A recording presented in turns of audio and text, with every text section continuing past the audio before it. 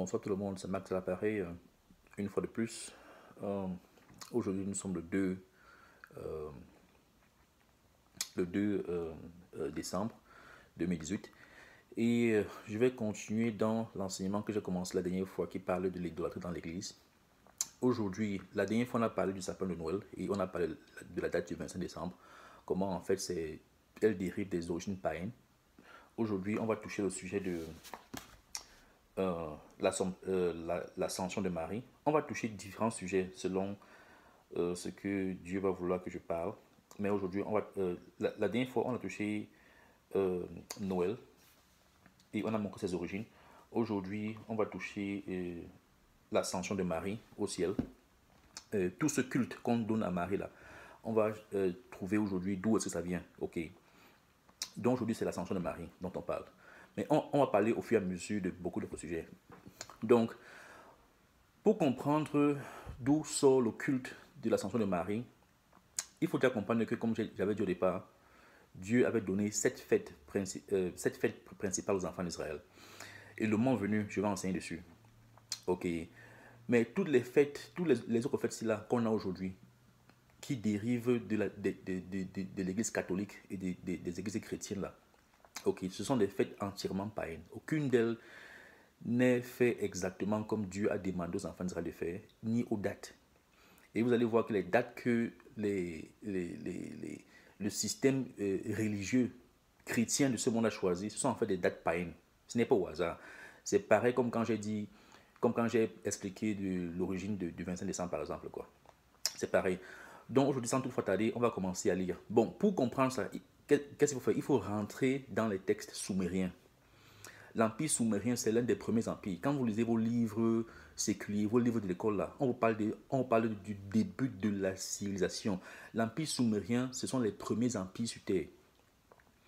C'est clair que la science va vous dire que le premier homme était sur Terre, il est là où c'est 200 000 ans, 1 million d'années, tout ça. Bon, ça sont des conneries. Les civilisations vraiment commencent dans le temps de l'Empire sumérien. Et l'Empire sumérien, là, c'est près de 5 000 ans avant Christ. Vous voyez que ce n'est pas un hasard. Quand vous prenez la chronologie biblique, vous l'additionnez, vous allez voir que c'est plus ou moins le même moment que Dieu a créé Adam et Ève.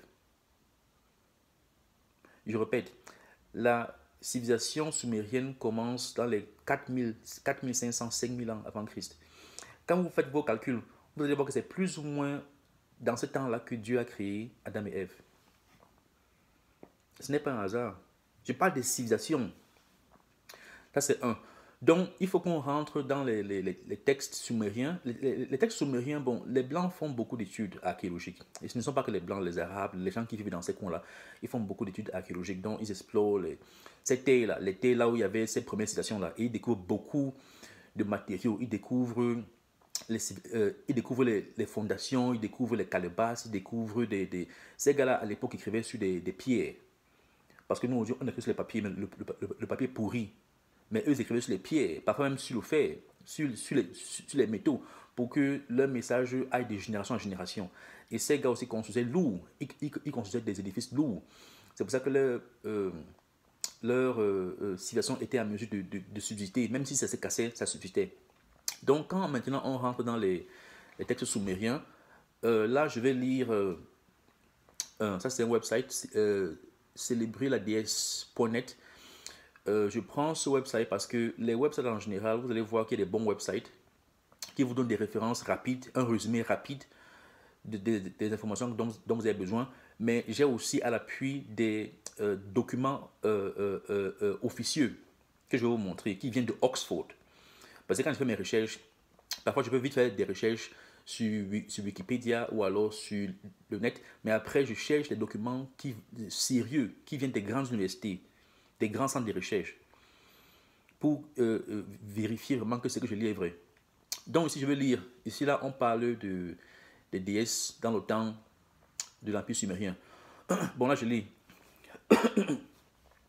Les anciens textes sumériens décrivent plusieurs divinités, masculines et féminines. Mais une déesse était vénérée plus que toute autre divinité pendant des milliers d'années. C'est Inanna, la grande déesse vénérée depuis le début de la culture sumérienne. elle s'est transformée en Ishtar. Ishtar, plus tardivement en Mésopotamie, en Nana et Atargatis en ancienne Syrie, en Ashteret et Astarté à Canaan et Israël, en Aphrodite à Chypre, en Athéna et Aphrodite en Grèce. En Mésopotamie, elle se divise en plusieurs déesses, mais il y a toujours les mêmes qualités et attributs qui reviennent. Nous laissons savoir qu'il s'agit d'une seule déesse, celle aux multiples noms. Namu est la déesse mère qui donne naissance au ciel et à la terre, la grande ancêtre qui engendra les dieux en son utérus. Le pictogramme représentant son nom signifie mère primordiale. Elle ressemble à la mère nourricière représentée en la Vénus de Willendorf du Paléolithique. Ninhuo Saga est la terre-mère, nommée la mère de tous les enfants, celle qui crée et donne naissance, pas seulement à tout peuple, mais également à toute vie sauvage. Dans les anciens textes, on l'appelle aussi mère des dieux, qui rappelle les fonctions de Namu, sous la forme d'une déesse vache. Dans les tout premiers temples, Ninhuo Saga nourrissait les rois sumériens de son lait divin, probablement produit par des vaches sacrées du temple qui étaient des manifestations. Son temple s'appelait Keish, qui signifie à la fois protection et sanctuaire. Ce que je vais faire, c'est que quand je vais télécharger la vidéo, je vais mettre le lien de ce site que vous-même vous pouvez aller lire pour continuer à faire, juste pour que vous-même vous lisez ce que je lis, quoi. Donc quand je vais télécharger cette vidéo, si je veux mettre le lien, ok. Et le lien, quand vous regardez la vidéo en bas, sur les notes, vous allez voir le lien, quoi. Donc vous cliquez dessus, vous aurez accès à ce fichier.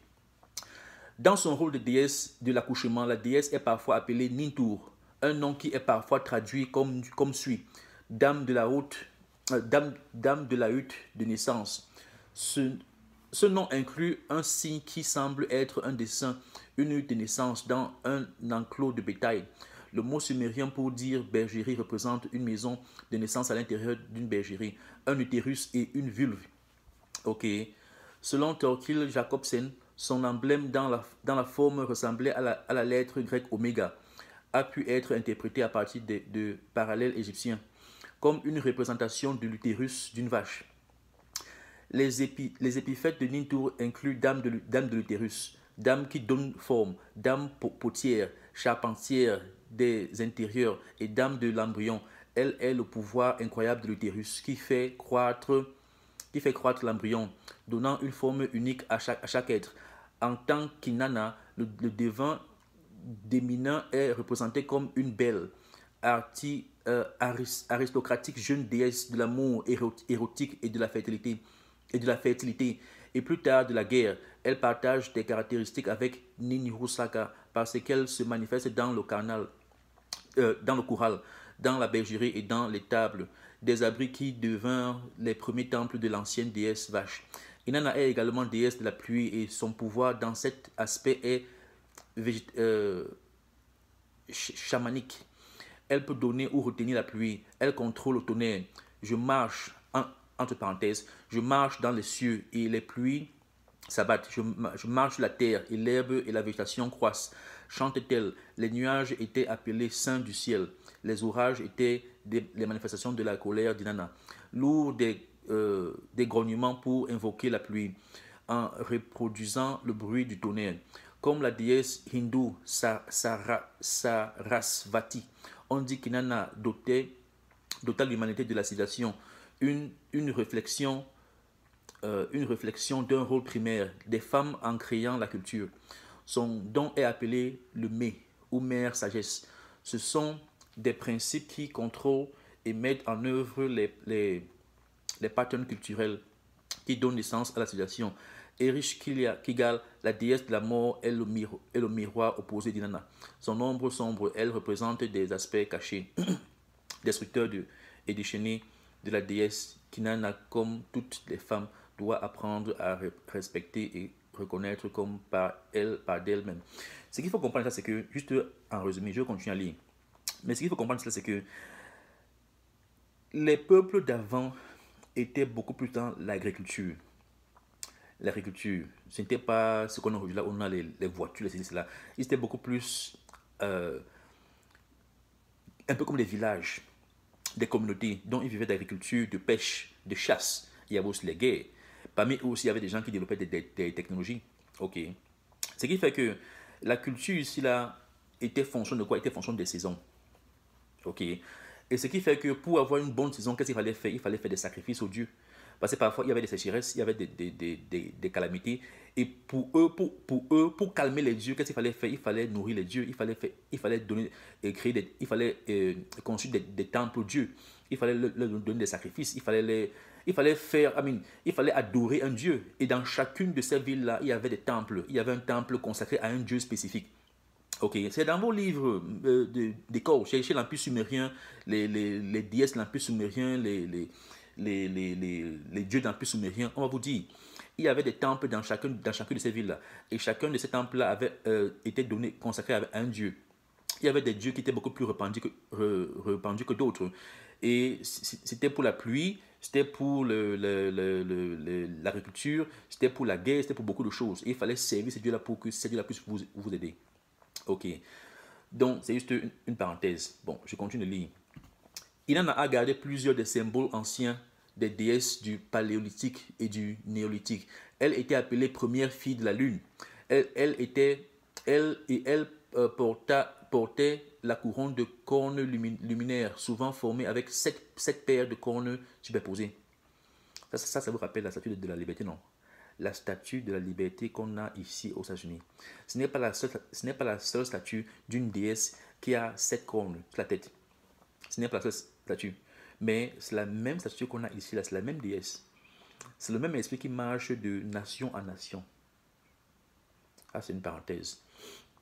Ces cornes l'identifient avec l'ancienne déesse vache. Elle était souvent représentée un pied sur son lion ou le Chuvachan, gardien tous deux des portes de la conscience. Elle fut également identifiée à Vénus, l'étoile du matin et du soir.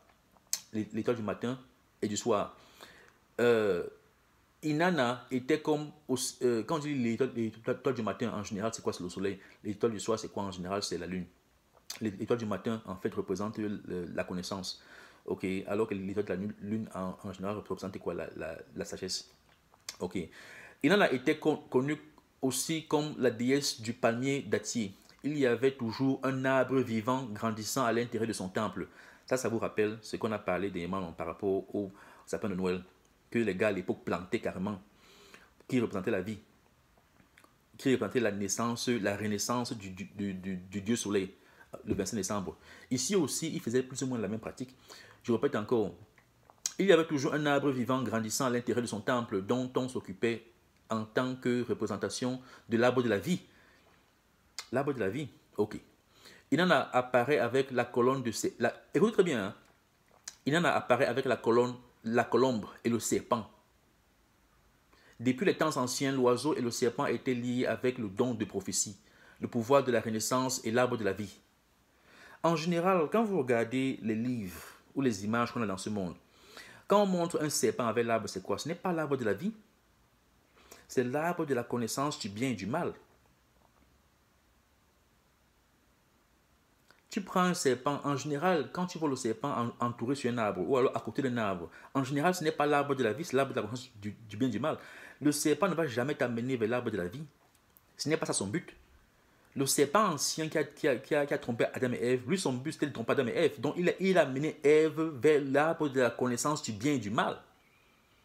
Mais ici, pour ceux qui veulent dormir, qui sont aveugles, ne comprennent pas, on dit l'arbre de la vie, eux aussi croient. Vous voyez? Bon, je continue.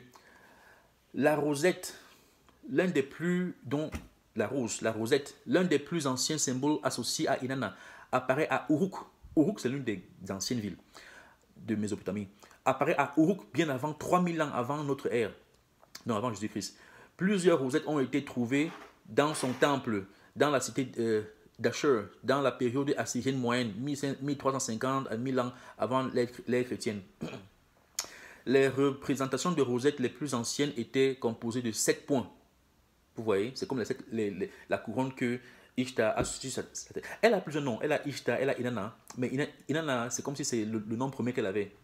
Mais comme on a lu au départ, elle s'est manifestée sur plusieurs noms dépendant de l'époque, la ville, la culture. Voilà quoi. Mais ici, là, je répète, les représentations de Rosette les plus anciennes étaient composées de 7 points, ainsi que 6 entourant un autre point au centre. Ces 7 points ou étoiles qui apparaissaient souvent dans les représentations d'Inanna remontent aux plus anciennes périodes de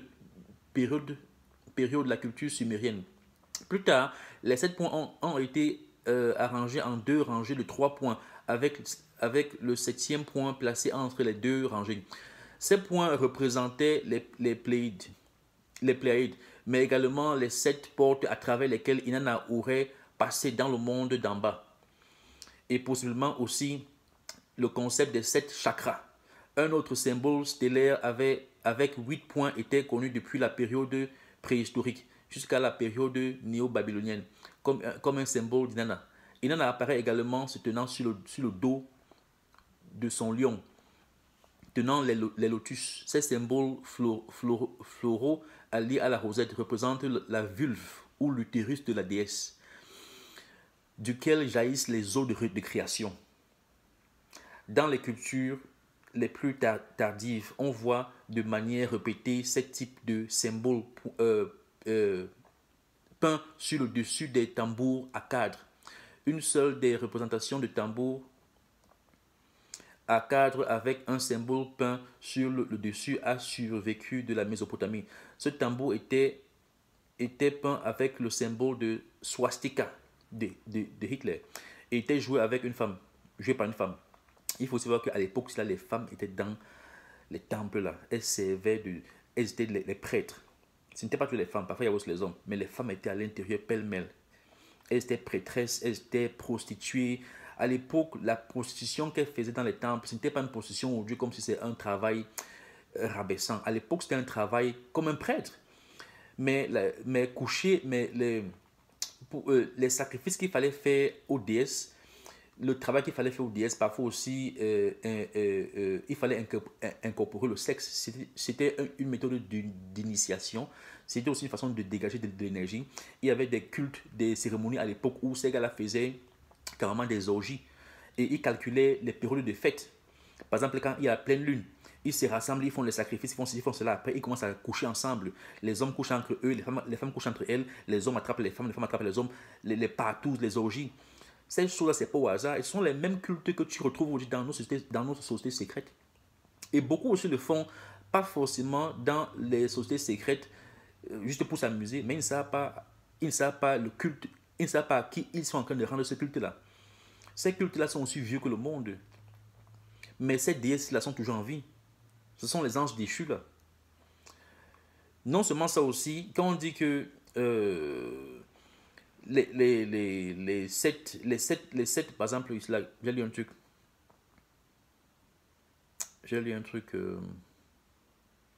Ces points représentent, bon, ça c'est pour la rosette. Ces points représentent les Pléiades, mais également les 7 portes à travers lesquelles Inanna aurait passé jusqu'à la période dans le monde d'en bas.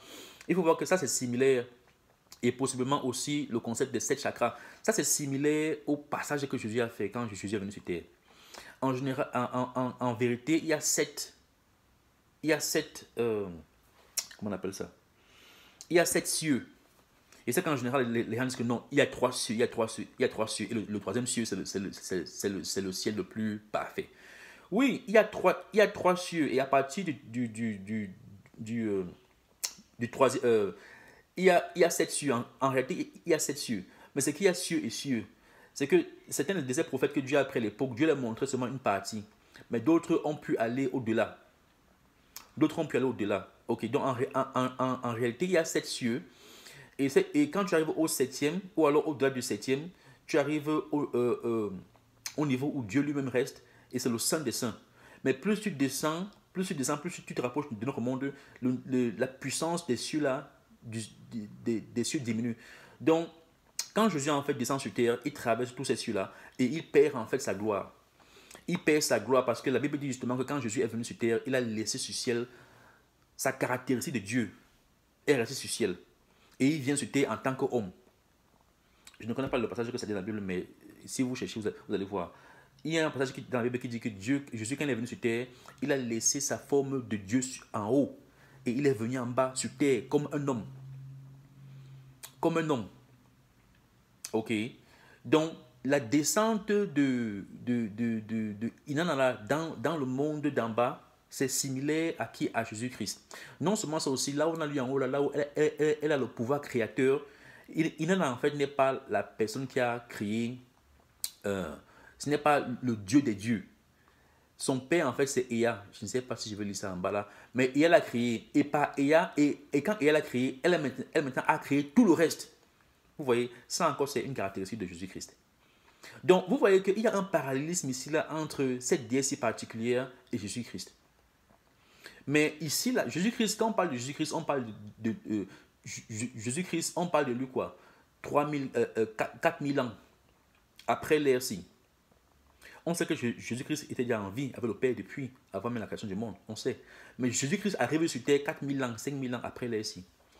Mais 4000 ans avant que Jésus-Christ n'arrive, ils étaient déjà en train de faire ce travail-là. Parce que quoi, le diable savait le plan que Dieu avait planifié pour sauver le monde. Et Dieu avait établi ce plan-là déjà avant même la création du monde. Mais quand Adam et Ève ont aussi péché dans le jardin d'Éden, quand Dieu dit que l'enfant de la femme va écraser la tête du serpent, en passant, la femme dont il parle là, ce n'est pas Ève. Il parle prophétiquement. La femme dont il parle, c'est la femme qui vient dans Révélation 12, qui est Israël.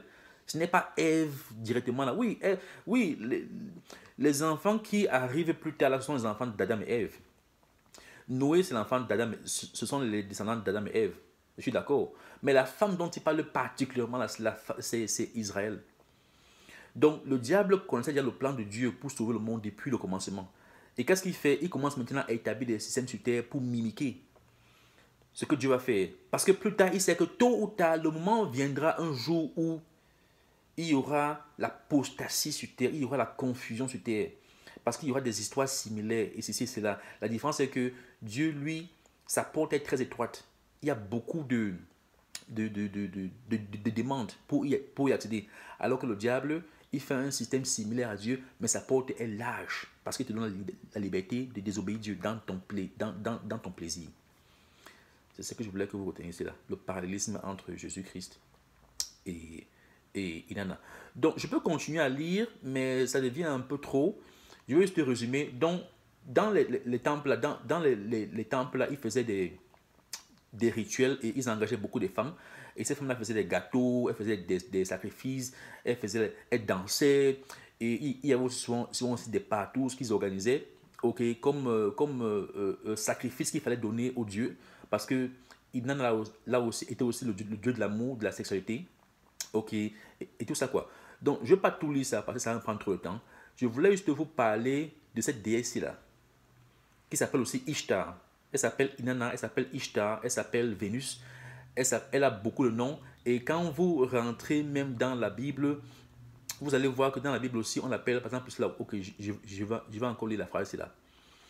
Elle s'est transformée en Ishtar plus tardivement en Mésopotamie, en Nana et Atargatis en ancienne Syrie, en Ashtoreth et Astarté en Canaan et Israël.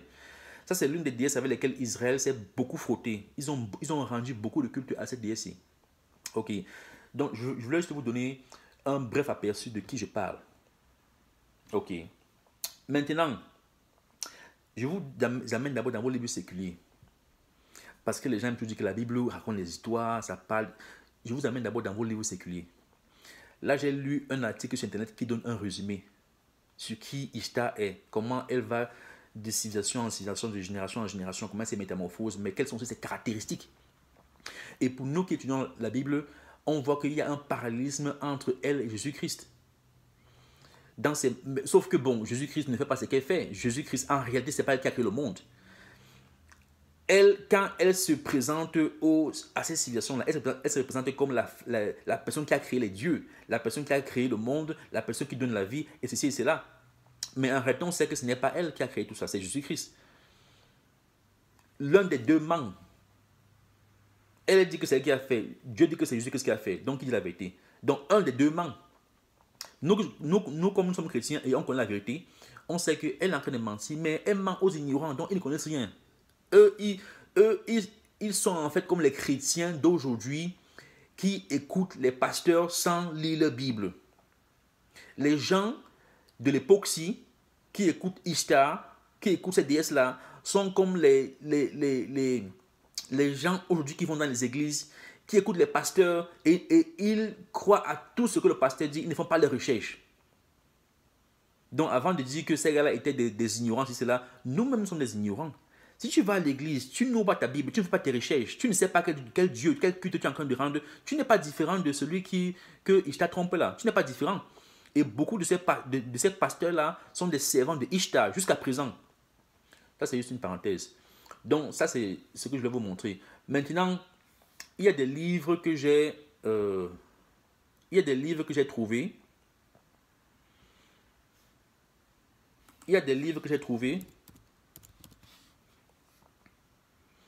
Ça, c'est un livre... Attendez un peu une seconde. Il y a des livres que j'ai trouvés, en fait. Ce sont des livres qui sont écrits par des grandes institutions, par exemple, comme Oxford. Par exemple, ça, c'est un livre... Attendez un peu. Moi, j'ai fait des recherches. Donc, quand je vous parle comme ça, je ne vous dis pas des choses que je... Attendez un peu une seconde, je vais vous montrer.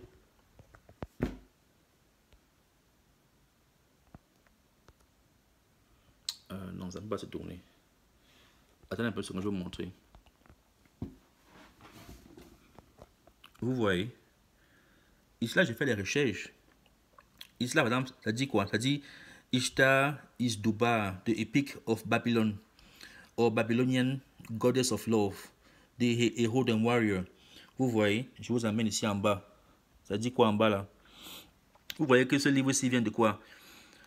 Published to the India Office, New York, ok? Et vous voyez ici là que c'est quoi? Ici là, ça parle du British Museum, le musée de British Museum. C'est l'un des grands musées au monde.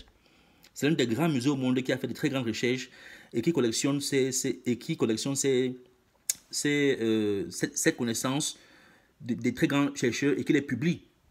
Ça, ce sont des institutions respectées. Ça, c'est le British Museum. Et non seulement ça encore, quand vous regardez ici, là, vous voyez le truc là, c'est soit... Ça c'est Dublin Library de Oxford. Donc, je vais vous lire un document ici, là, qui a été publié par eux. Je vais vous lire ce que eux ils ont trouvé. Ok. Attendez un peu une seconde. Ici, par exemple, ok. Attendez un peu une seconde, je vais bouger mon écran. Ici, par exemple, je vais lire... attendez un peu. Ok. Ici, par exemple, je vais lire... Ça, c'est un document en anglais. Un truc que j'ai remarqué, c'est que les Anglais ont beaucoup de documentation. Ils ont énormément de documentation.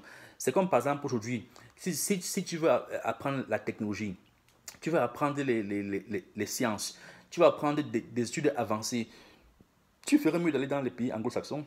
Ils ont tellement de technologie, ils ont tellement de connaissances. La France, les pays francophones, c'est trop limité. On nous limite trop. Donc moi, dans mes recherches, un truc que j'ai remarqué, c'est que je trouve beaucoup plus de documents en anglais qu'en français. Énormément. Donc, sans toutefois tarder, parce que le temps presse, je vais lire ce document-ci là. Et par rapport à... C'était, comme j'ai dit, c'était des peuples qui vivaient en fonction des saisons, en fonction des cultures. Et ils devaient satisfaire ces dieux-là pour que la vie soit paisible. L'agriculture, qui pleuve normalement, qui récolte normalement, qui vivent longtemps, que ces dieux-là les aident dans la guerre et qu'on sort. Ok. Donc, ce qui fait qu'eux, ils suivaient les cycles de la nature. Ils suivaient aussi particulièrement, et leur calendrier était premièrement basé sur la lune. Ok. Et les cycles des saisons. Ok. Donc, ici, par exemple, je lis ce document-ci là, je vais lire ici là un paragraphe. Je vais lire ça en anglais et après, je vais interpréter. From the Babylonian Festival Calendar, CIWA Volume 4, page 32-33, also translated in Record of the Past, volume 7, page 162-3. Écoutez très bien. The Sabbath of Elul was the 14th day of Elul, the month corresponding to August. Comme ces gars-ci suivaient la lune, ok, la lune en général, ça quoi? Ça a des mois, je parle de la lune, hein, ça a des mois de 29-30 jours, 29-30 jours, 29-30 jours. Donc c'est un peu comme le cycle de la femme. C'est exactement comme le cycle de la femme. Ok, donc le 14e jour, 15e jour, c'est là où la lune est au-dessus. Ok, donc pour eux, c'était un cycle mensuel. C'était un cycle mensuel, c'était un cycle mensuel, mais il y avait aussi un cycle qui correspondait à l'année entière parce qu'il fallait aussi aller de saison en saison. Ok. Et ici, là, ils avaient, et eux ici, là, ce que eux appelaient sabbat, ce n'était pas samedi.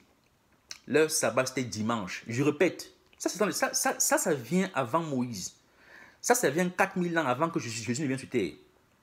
Donc ça vient 4000 ans avant que Dieu ne donne la loi aux enfants d'Israël. Je veux que vous reteniez ça. Ça, ce sont les grandes institutions de ce monde qui vous disent. Ces gars-ci respectaient déjà le sabbat, mais leur sabbat n'était pas comme le sabbat des Juifs. Ce n'était pas samedi, c'était dimanche.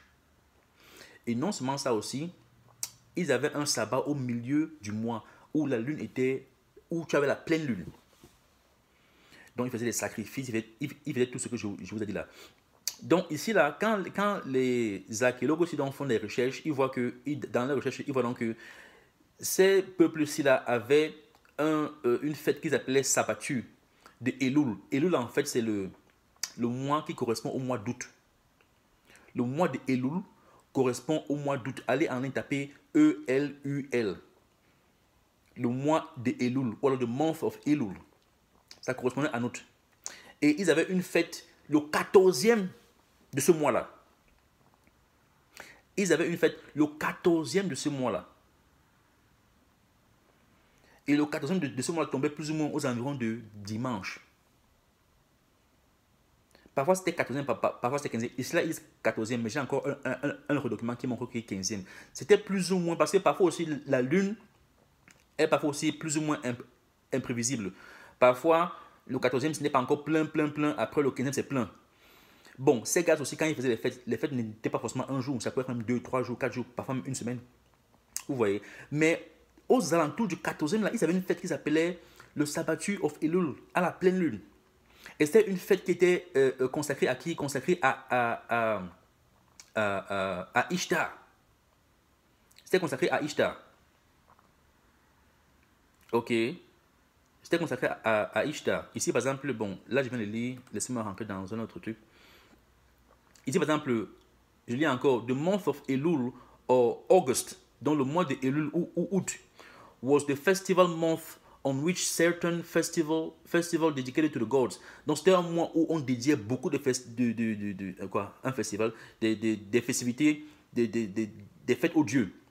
Ok, donc c'est un mois où on célébrait beaucoup. Ce n'est pas comme si c'est le seul mois où ils célébraient, mais c'est un mois particulier où on célébrait beaucoup. Et non seulement ça, août là marque quoi? Marque l'équinoxe. L'équinoxe, parce que tu as un équinoxe en mars, tu as encore un équinoxe en août. Ça, c'est quand tu commences déjà à entrer dans la période noire de l'année. Parce que là, tu commences déjà à entrer vers l'automne après l'hiver. Ils avaient. Donc, ils organisaient beaucoup de fêtes dans ce mois-là pour les dieux. Ok. Et ici, là, on dit que on which the Sabbatus, le Sabbatus qu'on a lu là, qui était fait en août là, c'est là où il fait ça. Et on appelait ça quoi? Donc, laissons-la lire en anglais. The month of Elul or August was the festival month on which certain festivals dedicated to the gods were celebrated, or the month of the gods on which the Sabbatus or holy days were observed. C'est là où ils observaient leur dessin, leur jour saint. C'est là où eux, ils observaient leur jour saint. Mais comme je dis, ce n'est pas le seul mois où ils faisaient des sacrifices. Mais c'est là où particulièrement où ils faisaient leur jour saint. Et on continue cela. It was the holy month of Ishtar. C'était le mois saint de qui? De Ishtar particulièrement. Et comme j'ai lu au départ là, dans le website là, Ishtar était l'une des déesses les plus respectées, les plus puissantes. Et, et on la voit dans plein de civilisations et plein de quoi? Plein de civilisations et plein de cultures. Ok? Même, même au temps des Juifs. Ok? Et le mois d'août là, particulièrement le 14 août, on donnait un culte de sabbat. C'était le mois saint de Dieu, mais elle particulièrement, c'était son mois saint à elle, parce qu'elle était considérée comme la mère de Dieu. Parce que la Bible dit quoi? La Bible dit que Dieu a créé Jésus, oui, mais Jésus a créé tout le reste. Et Jésus a créé les trônes, les dominions, tout ça là, donc tout le pouvoir que les démons là ont là, c'est Jésus qui a créé ça.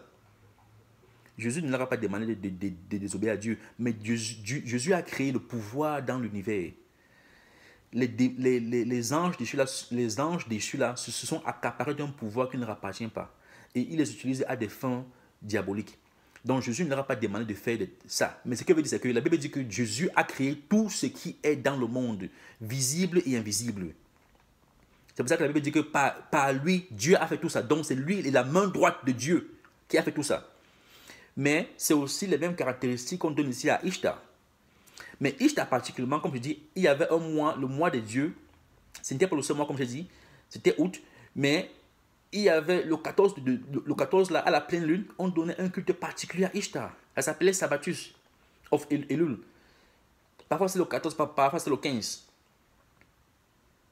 Parfois c'est le 14, parfois c'est le 15. Attendez, je vais encore vous montrer. Attendez une seconde, je ne sais pas si vous pouvez voir. Je sais que ce n'est pas forcément facile à lire, mais ce que je peux faire, c'est que je peux ce que je peux faire, c'est que c'est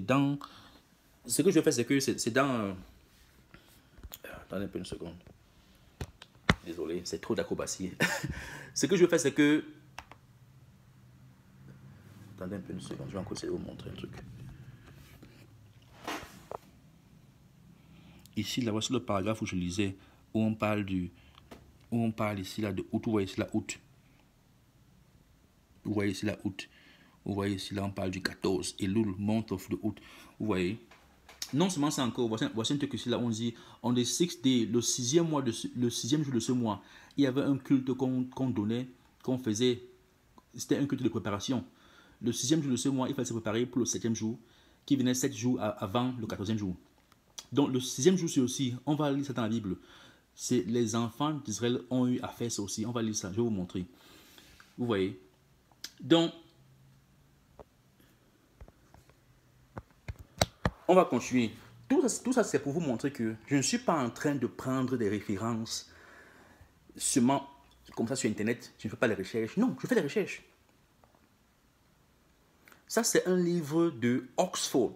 C'est un livre de British Library. Si tu veux voir l'une des plus grandes librairies au monde, puissante, avec tellement d'informations, British Library est l'une des premières, est l'une des plus puissantes, des plus anciennes.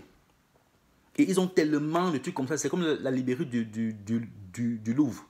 Ils ont des trucs grecs, des trucs romains, des trucs égyptiens, des trucs africains même. Des mains, je regardais à la télévision comment est-ce que les Béninois se plaignent, comment est-ce que les Français ont volé plein de leur culture, les masques, les tambours, tout ça. Ils sont partis avec. Maintenant, les Béninois veulent que les Français remettent. Ces peuples-là ont amassé tellement de choses et ils connaissent beaucoup d'histoire. Donc, je vais vous montrer que je ne suis pas en train de lire un truc que... Je ne lis pas un truc que... J'ai fait mes recherches. J'ai fait des recherches sérieuses. Ok. Bon, non seulement ça encore. Maintenant alors, moi je vous demande, je vous pose la question. La fête de l'Ascension, c'est quand? C'est quand la fête de l'Ascension? Premièrement, quand Dieu a donné les fêtes aux enfants d'Israël, il ne leur a jamais parlé de fêter une fête à la période là. Parce que août, c'est quoi? Août, en fait, parce qu'il faut aussi voir. Août, en fait, c'est le 6e mois. Parce que eux, comme j'ai dit, les Romains, quand ils sont venus, ils ont changé le temps. Ils ont commencé le calendrier maintenant. Maintenant, ils commencent en janvier. Au lieu de commencer en mars. Parce que le calendrier était fonction aussi des cycles, des temps, des saisons. Et les peuples suivaient ça avant. Avant même que les Romains n'arrivent. Même les Romains eux-mêmes suivaient ça comme ça là, mais après ils ont changé. Ok. Donc, août en fait c'est le 6e mois. Août en fait c'est le 6e mois. C'est pour ça que quand tu vas dans septembre, dans septembre tu as quoi? Dans septembre tu as 7. Dans octobre tu as 8. Dans novembre tu as 9. Dans décembre tu as 10. Ce n'est pas un hasard. Même ces mois-là vous donnent déjà plus ou moins la position que ces mois-là avaient à l'époque avant que les Romains ne changent. Septembre 7. Octobre, octagone, 8. Novembre, 9. Décembre, 10. Vous pensez que c'est un hasard. Mais les gars ont changé. Ils ont reculé de 2. Ce qui fait maintenant que le 7e maintenant, bon, ils ont reculé ou avancé. Le 7e maintenant, c'est le 9e mois. Maintenant, septembre, c'est le 9e mois. Maintenant, décembre, c'est le 12e mois. Alors qu'à l'époque, décembre, c'est le 10e mois. Donc, Dieu n'a pas donné de fête aux enfants d'Israël de faire le 6e mois, qui est août. Il ne leur avait jamais demandé de faire une fête dans cette période-là. Lisez toute la Bible, ça n'existe pas. Laissez vos livres que les gens ont écrits après là. Lisez votre Bible, ça n'existe pas, ça n'existe pas. Maintenant, la bête qui sort des eaux là, la corne qu'on lit dans Daniel, qui se lève et qui persécute les enfants de Dieu et qui change les temps et la loi. On sait que ce sont les catholiques qui ont changé les temps. C'est eux. Le calendrier qu'on utilise là, c'est qui a fait ça? C'est eux aussi qui s'accaparent de la religion chrétienne. Bien avant qu'aujourd'hui, maintenant, il y a séparation entre les catholiques et les protestants. En réalité, même, il n'y a pas vraiment de séparation. Ils sont tous des païens. C'est tous des païens. Il n'y a pas de séparation. On va arriver là plus tard. Les catholiques plus tard, et quand les catholiques commencent à s'accaparer de la religion chrétienne, très tôt, autour du concile de Nicée, ils changent maintenant le jour du Seigneur de samedi à dimanche, qui vient des Écritures, qui vient de la culture païenne. Parce que c'est dans vos textes, j'ai lu ça la dernière fois, et j'ai encore lu là. Ils ont pris, il y avait tellement de culture païenne dans cette période-là. Ils avaient tellement de Dieu. Donc quand ils amènent la religion chrétienne là, pour faciliter la transition des religions païennes aux religions chrétiennes, ils mettent en fait ça ensemble et ils sortent un truc qui a un sens pour que les gens ne soient pas tellement déboussolés. Mais à l'intérieur, tu as la parole de Dieu, mais tu as aussi des trucs païens qui se mélangent. Et au fil du temps, donc, les catholiques instaurent le culte de Marie. C'est le culte de la Vierge et consort et Marie, voilà. Ils avaient commencé ça même dans le Moyen-Âge. Plus tard, au fur et à mesure, donc, ça évolue. Et je pense que c'est en 1950 que officiellement un pape a dit que Marie est officiellement montée au ciel le 14, le 15 août, un truc comme ça. Là. Et c'est là où on a officiellement accepté la fête de l'Ascension, de l'Assomption de Marie. Ok, allez lire, le 1950, je pense que c'est en 1950. Donc, comment je dis, c'est un truc qui n'ont pas forcément imposé au départ, à l'instant T, quand ils ont commencé au Moyen-Âge, mais au fil du temps, ils ont développé cette doctrine-là, et maintenant, c'est au point où Marie est apparemment montée au ciel le 14 août. Bizarrement, qui correspond à quoi? Qui correspond à quoi? Qui correspond au jour qui était dédié à la déesse Ishtar. Laissez-moi vous poser une question. Marie était une fille de Jacob, de Judas. Marie n'était pas au-dessus de la loi. Dieu a formellement défendu à ses enfants de copier les cultures païennes. Et c'est la raison pour laquelle, comme je vais lire depuis là, c'est la raison pour laquelle il a puni son peuple et il continue de le punir jusqu'à présent parce qu'il ne veut pas se détacher de ces cultures païennes-là. Marie, donc, est morte. La Bible ne dit pas qu'elle est morte, mais on sait que tout homme meurt. Elle est morte. Apparemment, quand Marie mourait, Marie est morte et elle est montée au ciel le 14 août là, qui correspond au culte de la déesse Ishtar. Et apparemment, Marie a demandé aux hommes de lui faire une fête en cet honneur-là. Est-ce que vous comprenez même ce que vous êtes en train de dire? Marie n'était pas au-dessus de la loi. Marie ne pouvait jamais demander. C'est un peu comme Jésus. Jésus est mort, il est ressuscité, il est monté au ciel. Jésus apparemment a demandé aux chrétiens de célébrer sa fête le 25 décembre. Avec quoi? Avec toutes les abominations que Dieu a défendues. Les sapins, les ceci, les cela, les sacrifices, tout ça là. Le 25 décembre qui est un jour païen. Jésus n'a jamais demandé à quelqu'un de faire ça. Marie n'a jamais demandé à quelqu'un de faire ça. Jamais. Ce sont les hommes eux-mêmes qui sont levés, qui ont instauré ça. Et on connaît l'histoire. On connaît l'histoire. Ce sont les hommes eux-mêmes qui sont levés et qui ont instauré cette date-là. Et on sait, la Bible nous a dit que la corne qui devait se lever là, la bête qui devait se lever là, devait changer les temps et la loi. Les temps, ils ont changé le calendrier pour que vous vous perdez. Ils ont changé la loi.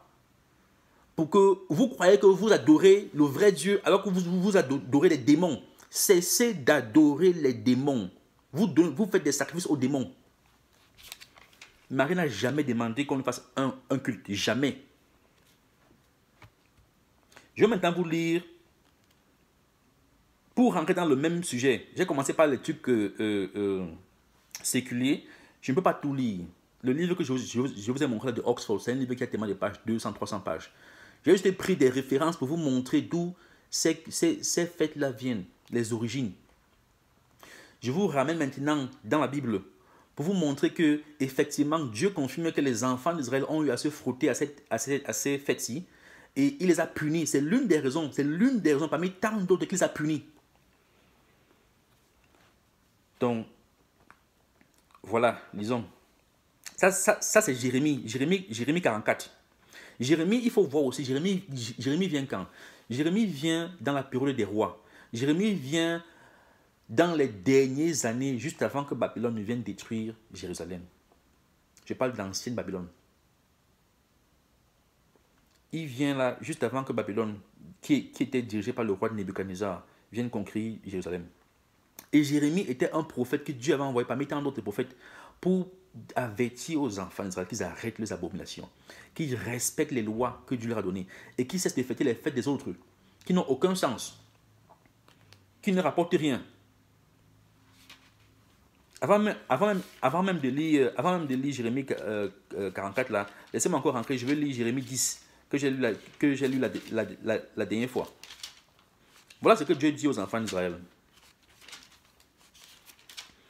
Dieu dit cela aux enfants d'Israël sur Jérémie 10. Écoutez la parole de l'Éternel, écoutez la parole que l'Éternel vous adresse, maison d'Israël. Ainsi parle l'Éternel, n'imitez pas la voix des nations et ne craignez pas les signes du ciel, parce que les nations les craignent. Car les coutumes des peuples ne sont que vanité. Parce que quand ces gars-là voyaient des éclipses, par exemple, quand ces gars-là voyaient des éclipses, ils avaient peur. Ils pensaient que malheur allait arriver. Quand ils voyaient la pleine lune, ils étaient contents. Ils se disaient que, gars, il faut qu'on aille donner des sacrifices à ce Dieu-là parce qu'on va mourir. Il faut. Donc ces gars-là vivaient constamment en peur.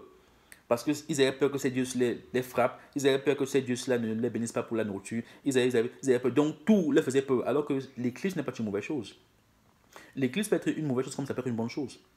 La pleine lune n'est pas toujours une mauvaise chose.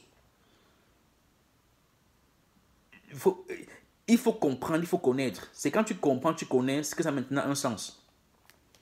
Quand Jésus est né, il y a eu une étoile qui est apparue. Alors, si pour toi, chaque étoile qui apparaît, c'est une mauvaise chose, les gars, ce n'est pas tout qui est mauvais. Donc, eux, leur peur était basée sur... voilà quoi, c'est ça. Donc, cela, Dieu demande aux enfants d'Israël de ne pas, n'imitez pas la voix des nations et ne craignez pas les signes du ciel, parce que les nations les craignent, car les coutumes des peuples ne sont que vanité. Ok, ça c'est ce que Dieu dit là aux enfants d'Israël dans Jérémie 10. J'ai lu du verset 1 au verset 3. Là maintenant, on va rentrer dans Jérémie 44, dont je voulais même parler. Je vais lire Jérémie chapitre 34. Ça, c'est quand Nebuchadnezzar avait déjà conquis, Jérusalem, mais il a laissé une partie des enfants d'Israël là. Il a conquis, il a pris le roi, il a pris les nobles, il a pris les riches, il les a amenés à Babylone, mais il a laissé sur place là, des pauvres et consorts. Et quand il a laissé les pauvres là, il a laissé un commandant là pour les contrôler, pour les gérer, un gars de son armée. Et maintenant, les Juifs qui sont restés là sont rebellés et ils ont tué le monsieur là. Et maintenant, eux maintenant voulaient maintenant s'enfuir parce que à l'époque aussi, l'Égypte était aussi une superpuissance. L'Égypte à l'époque cela n'était pas plus puissant que Babylone. Ça c'était l'aile de Babylone, mais c'était quand même une puissance. Donc les enfants d'Israël donc qui ont tué ce commandant babylonien là voulaient maintenant fuir en Égypte pour aller se cacher, pour que l'Égypte les aide. Donc voilà donc les mots que Dieu leur dit, le message que Dieu leur dit en passant par Jérémie. La parole qui fut adressée à Jérémie sur tous les Juifs demeurant au pays d'Égypte, demeurant à Migdol, Tashpan, à Nop et au pays de Patros et en ces mots. Ainsi parle l'Éternel des armées, le Dieu d'Israël. Vous avez vu tous les malheurs que j'ai fait venir sur Jérusalem et sur toutes les villes de Juda. Voici, elles ne sont plus aujourd'hui que des ruines. Et il n'y a plus d'habitants parce que Babylone est venu détruire ça. Dieu les a avertis, fatigués, ils n'ont pas compris. À cause de la méchanceté avec laquelle ils ont agi pour m'irriter, ils ont énervé Dieu en allant encenser et servir d'autres dieux, inconnus à eux, à vous et à vos pères. Je vous ai envoyé tous mes serviteurs, les prophètes. Je les ai envoyés dès le matin, pour vous dire, ne faites pas ces abominations que je hais.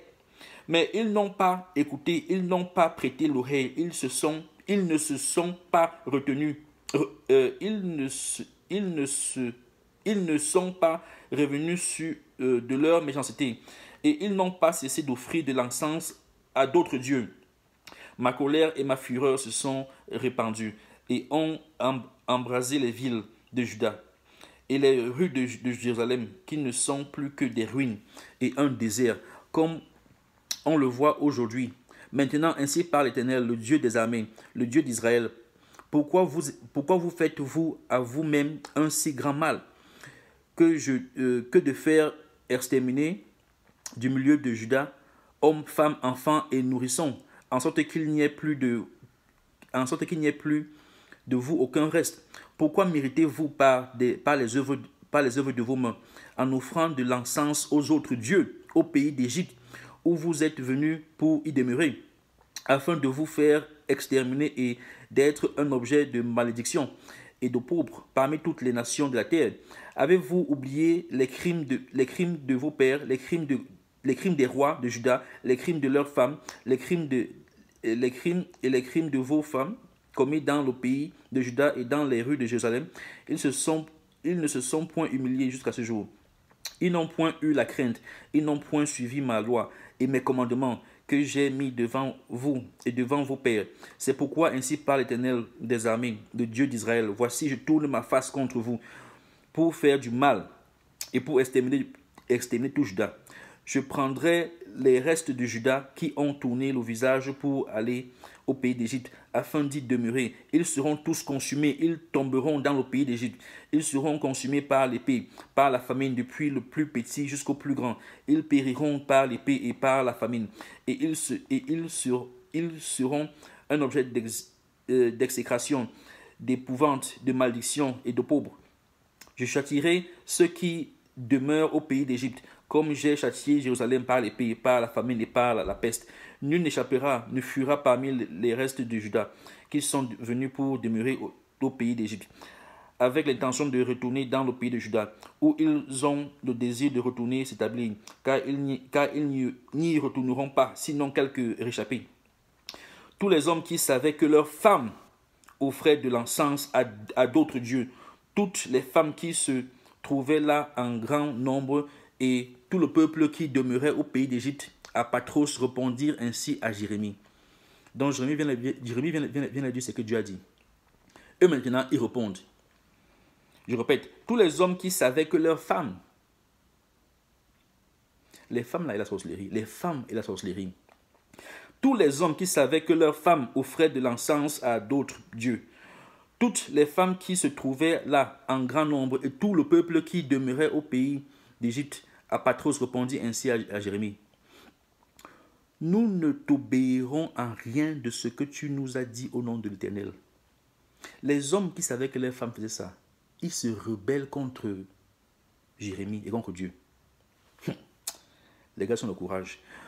Ils disent à Jérémie, nous ne t'obéirons en rien de ce que tu nous as dit au nom de l'Éternel, mais nous voulons agir comme l'a déclaré notre bouche, offrir de l'encens à la reine du ciel et lui faire des libations comme nous l'avons fait, nous et nos pères, nos rois et nos chefs dans les villes de Juda et dans les rues de Jérusalem. La reine du ciel, Marie n'a jamais demandé qu'on lui fasse un culte le 14 août, qui correspond au culte de Ishtar, que Dieu a formellement demandé aux enfants d'Israël de ne pas faire. Elle n'a jamais demandé.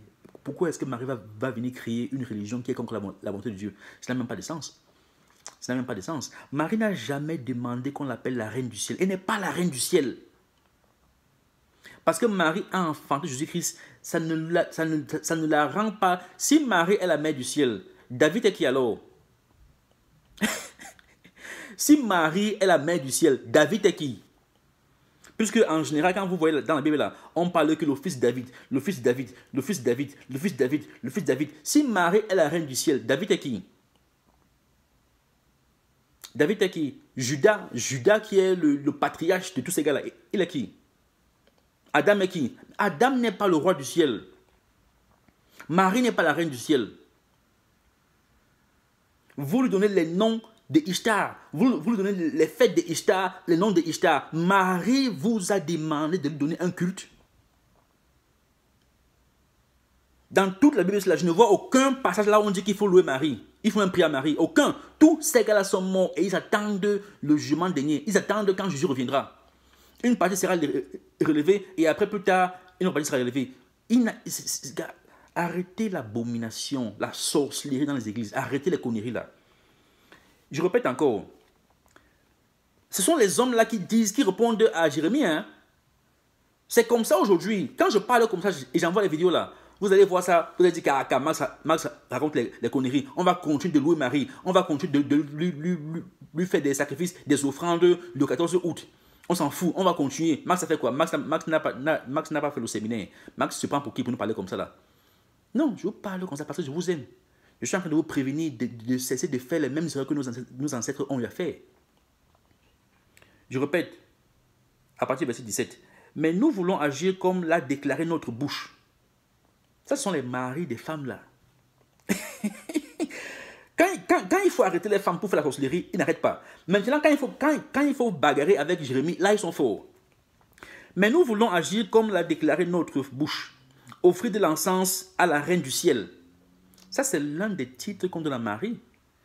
Est-ce que vous savez même que quand vous entrez même dans le culte de Marie, là, ça arrive à un niveau où on dit que c'est maintenant Marie qui piétine la tête du serpent? Est-ce que vous savez ça? Dans plein de photos catholiques, là, vous allez voir qu'on montre Marie sur le globe de la terre et le serpent sur son pied. C'est elle maintenant même qui piétine la terre, alors que ce n'est pas ce que Genèse a dit. Dieu a dit dans Genèse que l'enfant que la femme va engendrer, et la femme dont on parle là, c'est la femme de Révélation 12. Et la femme de Révélation 12, ce n'est pas Marie. Marie n'était pas pendant 1270 ans. Ça n'a pas de sens, c'est Israël. Il fallait bien que Jésus vienne au monde. Ok, Dieu a décidé de faire ça par Marie. That's ok. Mais ce n'est pas de Marie dont il parle. C'est pas d'elle. Ça arrive à un niveau maintenant, on dit que c'est Marie qui piétine la tête du serpent. Alors que non. C'est Jésus qui piétine la tête du serpent. Le serpent le mord. Il va mourir. Mais c'est comme ça qu'il sauve le monde. Ça arrive à un niveau où maintenant, Marie, même quand vous voyez même les écritures catholiques là, Marie remplace même Jésus. Vous voyez dans des images où elle est la grande avec une couronne et Jésus est petit. Non. Et on lui donne un jour païen. Non. On l'appelle la reine, on l'appelle la reine des on l'appelle, ici là par exemple, bon, ça c'est l'époque de Jérémie. Et dans l'époque de Jérémie, là, Marie n'était pas encore née. Donc ici là, on parlait particulièrement de Ishtar. Parce que Marie vient dans le Nouveau Testament. Donc ici là, on parle de quoi? On parle de Jérémie. On parle du livre de Jérémie. Ça, c'est avant que Marie ne vienne. Ça, c'est 6 siècles avant que Marie ne vienne. Et les gars se disent qu'ils vont donner, verset 17, mais nous voulons agir comme l'a déclaré notre bouche, offrir de l'encens à la reine du ciel. Et la reine, il parle de Ishtar. Ils sont en train de parler de Ishtar. Donc le même culte que les pays d'Aïe la faisaient, eux ils faisaient ça. Et c'est pour ça que Dieu les frappe. Ici, la Marie n'était pas encore née. Mais plus tard, près de 1000 ans après, on a des cultes de Marie. Le même jour que Ishtar. Avec les mêmes titres comme la reine du ciel, comme Ishtar. Mais nous voulons agir comme l'a déclaré notre bouche, offrir de l'encens à la reine du ciel et lui faire des libations comme nous l'avons fait. Nous et nos pères, nous les rois et nos chefs dans les villes de Juda et dans les rues de Jérusalem. Alors nous avions du pain pour nous rassasier. Nous étions heureux et nous n'éprouvions point de malheur. Vous voyez, ils faisaient ça pour les mêmes raisons que les autres peuples faisaient ça. Tout ce qui les intéressait, c'est manger, boire, vivre en paix. Et ici, pour ça, il fallait donner la nourriture à Ishtar. C'est ce qu'ils faisaient. Pour eux, Dieu compliquait les choses. Dieu était un Dieu qui compliquait les choses. Et ils voulaient aller avec les autres dieux qui donnaient le plaisir aux hommes.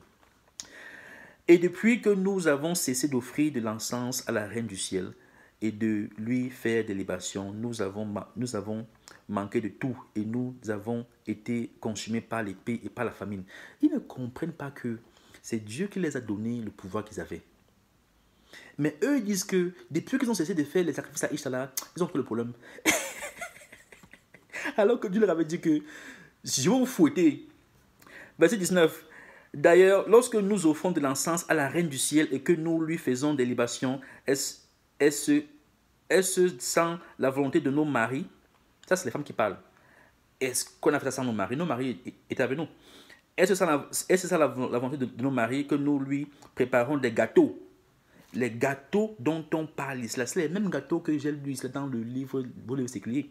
On lui préparait des gâteaux pour l'honorer et que nous lui faisons des libations. Jérémie dit alors à tout le peuple, aux hommes, aux femmes et à tous ceux qui lui avaient fait cette réponse. L'Éternel s'est-il rappelé? L'Éternel ne s'est-il pas rappelé? N'a-t-il pas n'a-t-il pas eu à la pensée l'encens que vous avez brûlé dans les villes de Juda et dans les rues de Jérusalem, vous et vos pères, vos rois et vos chefs et le peuple du pays? L'Éternel n'a pas pu le supporter davantage à cause de la méchanceté de vos actions, à cause des abominations que vous avez commises. Et votre pays est devenu une ruine, un désert, un objet de malédiction, comme on le voit aujourd'hui. C'est parce que vous avez brûlé de l'encens et péché contre l'Éternel que vous n'avez pas écouté la voix de l'Éternel et que vous n'avez pas observé sa loi, ses ordonnances. Ces malheurs vous sont arrivés. Comme on le voit aujourd'hui, Jérémie dit encore à tout le peuple et à toutes les femmes, écoutez la parole de l'Éternel, vous tous de Juda qui êtes au pays d'Égypte. Ainsi parle l'Éternel des armées, de Dieu d'Israël, vous et vos femmes, vous avez déclaré de vos bouches et exécuté de vos mains que vous dites, nous voulons accomplir les vœux que nous avons faits, offrir de l'encens à la reine du ciel et lui faire des libations. Maintenant que vous avez accompli vos vœux, exécutez vos promesses, écoutez la parole de l'Éternel, vous tous de Juda qui demeurez au pays d'Égypte. Voici, je le jure par le grand nom, dit l'Éternel, mon nom ne sera plus invoqué dans la bouche d'aucun homme de Juda, et dans tout le pays d'Égypte, aucun ne dira, le Seigneur l'Éternel est vivant. Voici, je veillerai sur eux pour faire du mal et non du bien.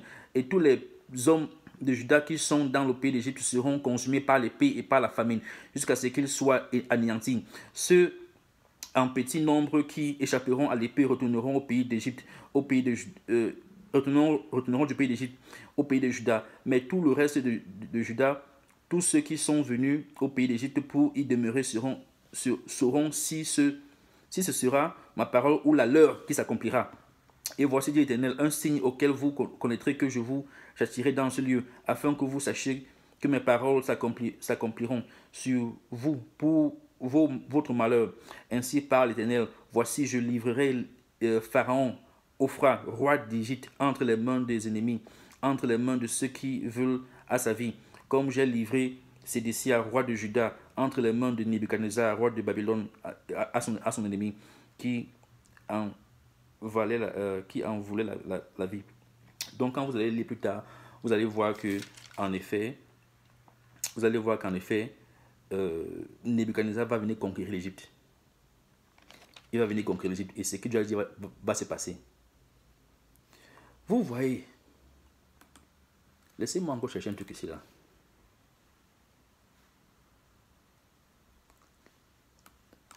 Laissez-moi encore chercher un truc ici là.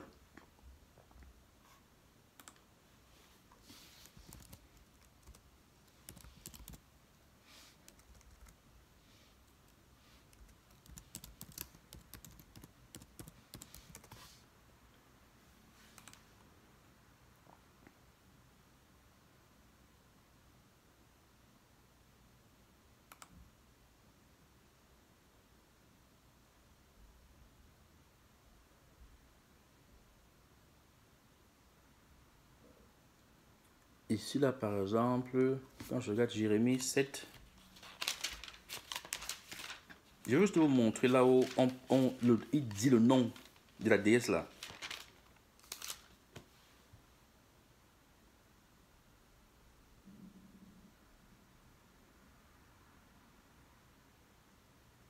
Ici là par exemple, ça c'est Jérémie 7, verset 17 à 20. Non, verset 18 à 20. Les enfants ramassent du bois, les pères allument le feu et les femmes pétrissent la pâte pour préparer des gâteaux à la reine du ciel et pour faire des libations à d'autres dieux afin de mériter. Afin de mériter.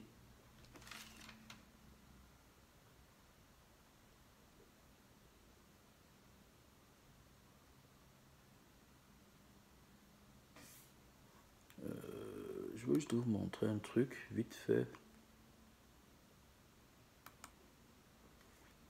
Je ne sais pas si je peux trouver.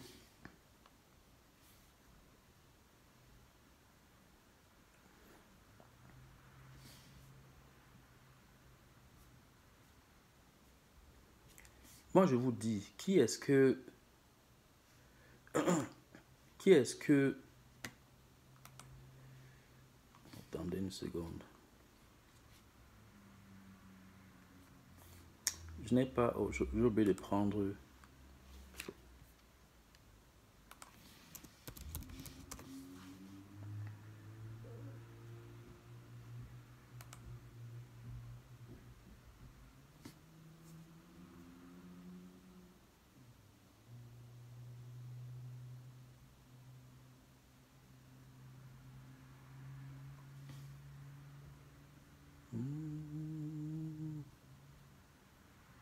Il y a plein de versets. Je n'ai pas seulement... il y a plein de versets. Et je peux ajouter les versets là-dedans. Je peux ajouter les versets là-dedans. Je peux ajouter les versets là-dedans.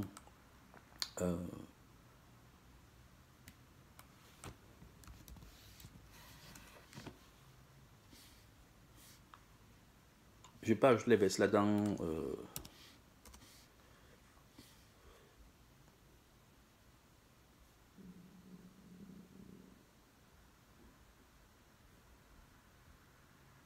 Je peux ajouter... Attendez un peu une seconde. Ici, par exemple, ok, j'ai trouvé le truc ici là. Ici, par exemple, vous allez voir, Salomon, par exemple, Salomon a bien commencé avec Dieu, mais après, lui-même a fait plein de conneries, ok. On va, par exemple, dans 1 roi, chapitre 11, verset 33, je veux juste vous montrer que même le nom de la déesse là était invoqué ici là, parce ils se sont frottés à cette déesse là. 1 roi, chapitre 11, 33.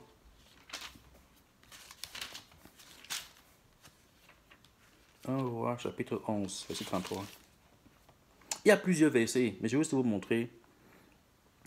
Un roi, chapitre 11, 33. Et cela parce qu'il nous... ok.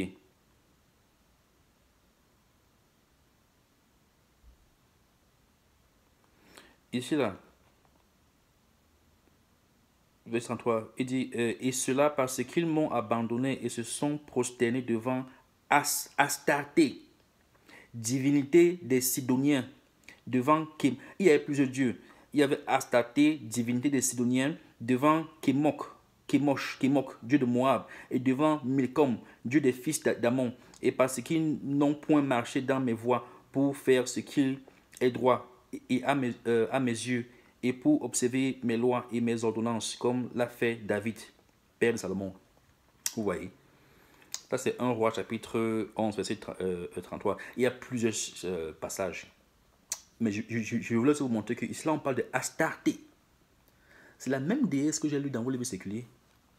C'est la même déesse, c'est elle qu'on appelle la reine du ciel. Et la façon dont on la loue là, c'est la même façon que ces enfants d'Israël ont fait. Et ici, là, au temps de Jérémie, les gars, c'est défient Jérémie. Ils défient Jérémie et ils défient Dieu. En fait, Jérémie, c'est juste un homme. Jérémie, c'est juste un homme. Jérémie, c'est juste un envoyé. Ils défient Dieu, qu'ils vont continuer à faire ça. Et Dieu leur dit que, ah, ok, on va donc voir qui de nous va réussir. Et quand vous continuez de lire après Jérémie, là, ils sont morts. Parce que plus tard, Dieu envoie Nebuchadnezzar qui vient, qui racle, qui sac et qui les tue. Voilà. Donc, il y a tellement d'informations sur Astarté et tous les noms qu'elle a et son culte et le jour que son culte était attribué et tout cela. Et il y a un très grand parallélisme entre elle et Marie. J'allais m'oublier. Il y a un très grand parallélisme entre elle et Marie. Non seulement c'est aussi dans non seulement c'est aussi même dans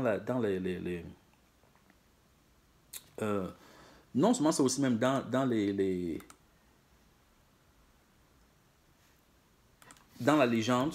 Attendez un peu une seconde. Je vais vous montrer quelque chose.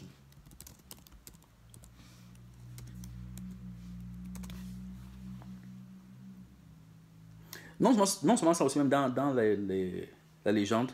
Vous allez voir que la reine du ciel là était mariée à un dieu aussi. Ok. Et ce dieu là, pour des raisons, bon, je ne vais pas entrer dans les détails. La reine du ciel, elle est régnée au ciel. Et sa sœur méchante régnait dans l'enfer. La reine du ciel, un jour, décide d'aller dans l'enfer parce qu'elle veut aussi conquérir l'enfer. Elle va là-bas, et en partant là-bas, elle part avec une servante. Et elle dit à la servante que, et quand elle part là-bas, elle traverse les 7 étapes là pour perdre sa gloire, comme Jésus a fait. Quand elle arrive avant d'entrer à la porte là, de l'enfer, elle dit à sa servante que si sa servante voit qu'elle a fait 3 jours, 3 nuits là-bas, si sa servante voit qu'elle a fait 3 jours, 3 nuits, elle ne peut pas remonter, que sa servante commence à taper le tambouret, faire des rites là, pour la relever, pour la ressusciter. Et c'est exactement ce qui se passe. Et c'est récit que je vous donne là, c'est écrit sur les tablettes de Gilgamesh, c'est écrit sur les tablettes que le British Museum, le grand musée de Londres, c'est écrit sur les tablettes qu'ils ont trouvées dans ces communautés-là, quand ils ont creusé. C'est écrit, donc je ne vais que vous rappeler, c'est que si vous cherchez, vous allez voir. Donc quand on la ressuscite comme ça, là, elle remonte, elle voit que les gens qui la louaient dans ces temples sont en train de pleurer, mais elle a ressuscité. Quand elle monte donc là-bas, elle voit que son mari s'amuse, il s'en fout, il a même trompé.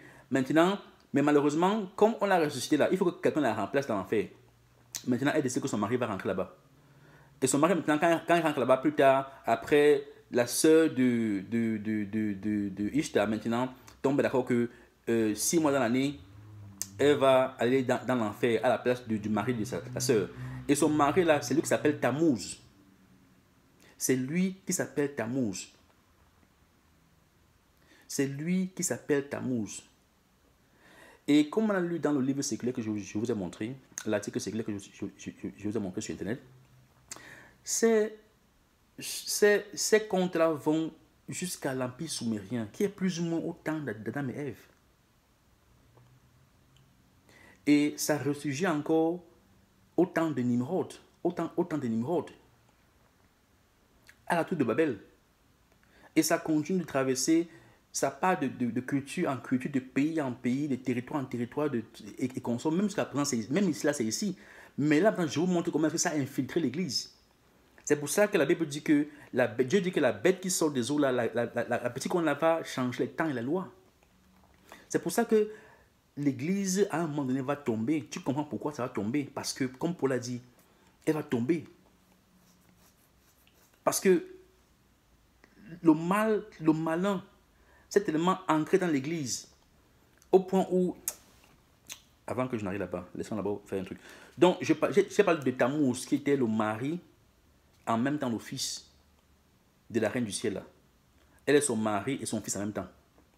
Mais elle est la reine du ciel. Ok. Et je vais vous montrer comment est-ce que les enfants d'Israël étaient en train de pleurer Tammuz. Parce que Tammuz aussi, lui, il devait mourir et revenir, et mourir et revenir. Et c'était un cycle. Et quand il mourait comme ça, là, il fallait que les gens pleurent pour lui. Je vais vous montrer comment les enfants d'Israël ont eu affaire à donner un culte. Tout ça, c'était avant que Dieu ne vienne détruire Jérusalem. Hein. Et cela, Dieu parle à Ézéchiel. Et cela, Dieu parle à Ézéchiel. Ça, c'est Ézéchiel, chapitre verset 14.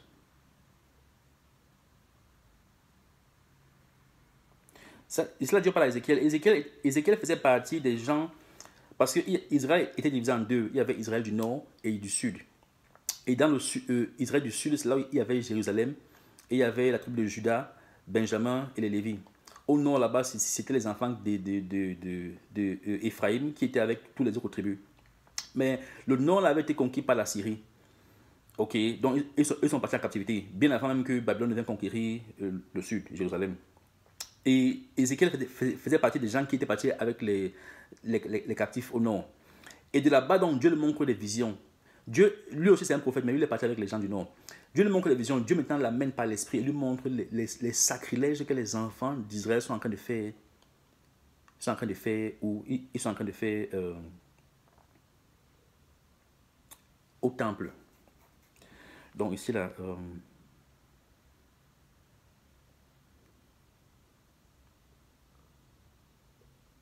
Ici, par exemple, quand tu vas dans Ézéchiel chapitre 8, Ézéchiel chapitre 8, et le titre de ça, c'est Vision du culte idolâtre de Jérusalem. Certaines Bibles ont un titre en haut pour chaque chapitre, ou chaque paragraphe. Cette Bible-ci particulièrement a. Donc, ça dit Vision du culte idolâtre de Jérusalem. Et voilà, écoutez très bien. Verset 1. La 6e année, le 5e jour du 6e mois. Le 5e jour. Le 5e jour. Donc, le 5e jour là vient avant le 6e jour, non? Ok. Le 5e jour du 6e mois. Le 5e jour du 6e mois, comme j'étais assis dans ma maison et que les anciens de Juda étaient assis devant moi, la main du Seigneur de l'Éternel tomba sur moi. Donc, je ne veux pas tout lire. Dieu le montre dans les visions. Dieu l'amène en Israël en vision. Et il voit ce qui se passe, l'abomination que les enfants d'Israël sont en train de faire. Je vais maintenant lire à partir du verset 14.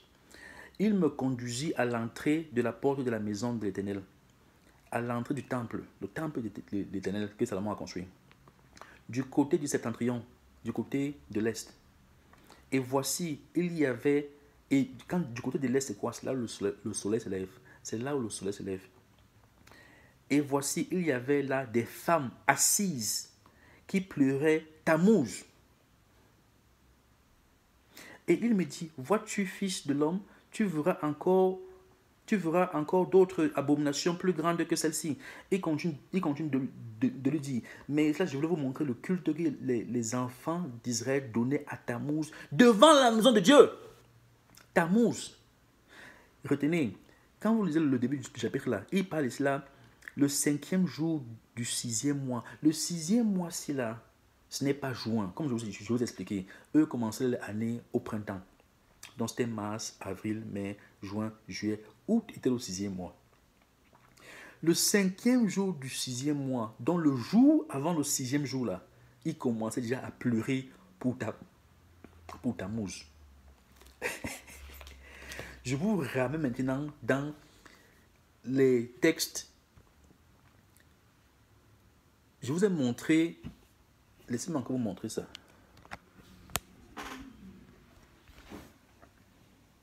Laissez-moi encore vous montrer ça. Ici, là, vous voyez, On the sixth day of the month, corresponding with our donc ça c'était le 14e jour du 6e mois là, c'est là où il faisait le culte à Ishtar. Mais même le 6e jour là, il faisait un culte. Ça c'est le 6e jour du 6e mois. Il faisait un culte. Ça c'est vos livres de la librairie de Oxford. Ça c'est le livre. Ça c'est vos. Donc je vais lire cela en anglais. On the sixth day of the month, corresponding with our Saturday. Donc le sixième jour tombait quand pour eux, ça tombait samedi, parce que pour eux, dimanche, c'est le septième jour. Et dimanche, c'était leur sabbat. Mais leur sabbat n'était pas comme pour les juifs où c'était restrictif. Leur sabbat était beaucoup plus libéral. Et c'est là où il fallait faire les cultes aux dieux. Mais le sixième jour, on the sixth day of the month, corresponding with our Saturday, or the day preceding the Sabbath, the king performed no business curiously enough, corresponding with Saturday, the Sabbath of the Jew. On the seventh day, qui est dimanche, the Sabbath or sabbattu, the king could not eat. Donc le roi devait se préparer pour le septième jour qui devait arriver. Ok, ce que je veux dire là, c'est que sans toutefois entrer de tirer de long en large, le sixième jour du septième mois, le sixième jour du sixième mois là, le roi commençait déjà à se préparer. Parce que le jour d'après, qui est le septième jour, qui est dimanche, il devait entrer dans le temple de Ishtar et il devait lui offrir des offrandes et ceci et cela et ceci et cela. Et ça s'est passé le sixième jour du septième mois. Il commençait déjà à se préparer pour le septième jour qui est quand, qui est dimanche. Ok. Non seulement ça, mais quand Dieu maintenant prend Ézéchiel ici là, qui est en captivité avec les enfants du Nord, il amène par l'esprit pour lui montrer les abominations que les enfants de Juda sont en train de faire. Il va là-bas, Dieu le prend le cinquième jour du sixième mois. Donc le jour même avant que le roi de ces coins-là commence à faire les sacrifices là. Et qu'est-ce qu'ils font là-bas? Ils sont en train de pleurer Tammuz. En regardant quoi? En regardant le septentrion, où le soleil se lève. L'adoration du Dieu soleil. L'adoration. Et le sixième mois là, c'est quoi? Le sixième mois là, comme j'ai aussi dit, le sixième mois là aussi marque la période où tu as l'équinoxe qui t'amène maintenant, et quand tu traverses l'équinoxe là, ça t'amène maintenant dans la période sombre de l'année, la période où tu as moins de lumière et plus d'obscurité. Les enfants d'Israël commençaient déjà à faire ça. Pas qu'ils commençaient, ils faisaient déjà ça. Tout ça, Dieu a montré ça à Jérémie, il a montré ça à Ézéchiel, il a montré ça à tous ces gars-là pour prévenir les enfants d'Israël de changer de chemin avant qu'ils les punissent. Mais ils n'ont pas compris. J'ai lu dans Jérémie comment ils sont même rebellés. Ils ont dit à Jérémie qu'ils vont continuer de faire ça. Donc, tout ça pour dire quoi? Le culte que vous donnez à Marie là est païen. Marie n'a jamais demandé d'aller faire des cultes païens, l'appeler la reine du ciel, lui donner le jour de l'ascension qui correspond au jour du culte de Ishtar. Il y a tellement de choses. Je n'ai juste pas le temps. Ça fait déjà 1h30 que j'enseigne. Il faut que j'arrête. Il y a tellement de choses. Et la Bible même que vous dites que vous lisez là, la Bible si que vous dites que vous lisez, la Bible si vous dit que la bête qui devait venir allait changer les temps et la loi, vous n'écoutez pas. C'est pour ça que je dis et je répète chaque jour que si toi, dans ta vie, ce qui t'importe c'est les enfants, le mariage, l'argent, les projets, tout ça là, tu vas échouer même si tu vas à l'église. Parce que la raison pour laquelle tu vas en fait à l'église, c'est parce que tu veux te subvenir à tes besoins. Tu veux juste satisfaire ta chair. Tu t'en fous en fait du monde à venir. Toi, ta vie, c'est le monde ici là. Tu ne te lèves pas au-dessus de tes désirs charnels. Je suis dit dans Matthieu 6 que, à partir du verset 25 à 33, que cherche d'abord le royaume des cieux et la volonté du Père. Le Père sait que tu as besoin, tu as soif, tu as faim, c'est là. Mais ça, tout le monde veut ça, même les païens veulent ça. Même les païens, la raison pour laquelle les peuples païens font ça, la raison pour laquelle les peuples païens font ça, c'est parce qu'elles avaient faim, elles avaient soif. Ils voulaient les enfants, ils voulaient une terre fertile, tout ça. C'est pour ça qu'ils faisaient ça. Le but n'était pas tellement de chercher à savoir qui Ishtar est, qui Marduk est, qui Vénus est. Non, ce n'était pas tellement le but. Le but, c'est qu'ils voulaient juste manger, boire, vivre. Ils voulaient juste vivre. C'est tout. Ils voulaient juste enjoy leur vie. Ils s'en foutaient en fait de qui. C'est pour ça que tu vois dans une cité, dans chaque cité, tu as 2, 3 dieux, 4 dieux. Dans un pays comme l'Égypte, tu avais tellement de dieux. Pour eux, tout ce qui pouvait leur donner à manger, boire, les bénir, protéger, c'était bon. Alors que le Dieu d'Israël, c'est un Dieu jaloux. Il est le seul. Il ne veut pas partager ses enfants ou alors sa femme avec quelqu'un d'autre. Il est fidèle. Il est fidèle. Donc, ce ne sont pas les catholiques qui ont créé ce culte-là. Ce culte-là existe depuis des millénaires. Mais les catholiques, comme c'est eux qui ont commencé, c'est eux qui se sont accaparés de la religion chrétienne, quand Jérusalem est tombé, ils ont infecté la religion chrétienne. Parce qu'ils ont amené tous les cultes-là que ces peuples-là observaient, ils ont mélangé ça avec la religion chrétienne, ils ont créé ce qu'ils ont créé. Et au fur et à mesure, ça entrait. C'est comme un cancer, ça entre, ça ronge, ça entre, ça ronge, ça entre, ça ronge. Aujourd'hui, par exemple, il y a plein d'églises maintenant qui permettent le mariage homosexuel. À l'époque, ça n'existait pas. À l'époque, ça n'existait pas. Dans certains pays, même, on pouvait même te tuer si tu le faisais. Par exemple, l'époque des crusades, là, on pouvait même te tuer. Mais aujourd'hui, c'est permis. C'est Ishtar et son esprit qui ne font qu'entrer. Au fur et à mesure, elles entrent. Au fur et à mesure, elles entrent. Au fur et à mesure, elles entrent. Et je parle beaucoup des catholiques, mais même les églises chrétiennes là, qui disaient qu'ils sont chrétiennes réveillées. Pourquoi vos églises chrétiennes réveillées ne vous enseignent pas ça? Pourquoi? Vous allez dire que on ne donne pas de culte à Marie. Oui, vous ne donnez pas de culte à Marie. Mais en réalité, même les catholiques ne donnent pas un culte à Marie. Ils pensent donner un culte à Marie, mais Marie ne leur a jamais demandé de lui faire un culte. Ils sont inconsciemment en train de faire un culte à Ishtar. C'est ce qu'ils ne comprennent pas. Ils font inconsciemment un culte à Ishtar.